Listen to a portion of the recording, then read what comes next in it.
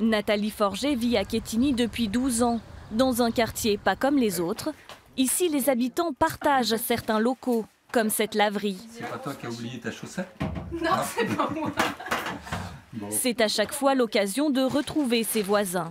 J'ai eu envie de venir m'installer ici parce que je voyais qu'on allait connaître nos voisins, beaucoup plus que dans un immeuble ordinaire. Donc si j'ai un problème, mon fils est malade, je peux faire appel à un de mes voisins qui peut venir me le garder 1 heure ou 2, le temps que je trouve une autre solution. Les habitants partagent aussi un grand jardin, un studio pour accueillir des amis ou encore une machine à bois. Et tout est très organisé, chaque utilisation est répertoriée. Et les tâches, comme sortir les poubelles, sont réparties entre voisins. Bernard Chopinet est à l'origine de ce projet d'habitat participatif.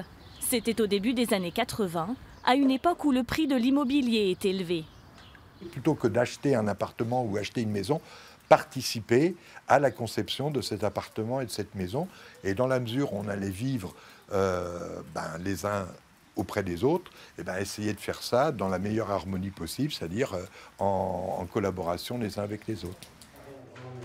Les habitants ont créé une association et un syndic bénévole pour gérer la copropriété et tout le monde y trouve son compte.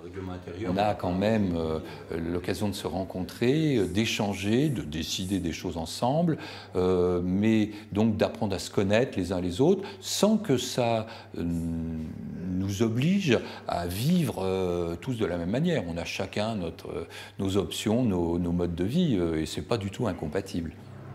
35 ans après sa création, ce quartier a su conserver ses valeurs de partage et de solidarité, mais il a surtout réussi à faire cohabiter différentes générations.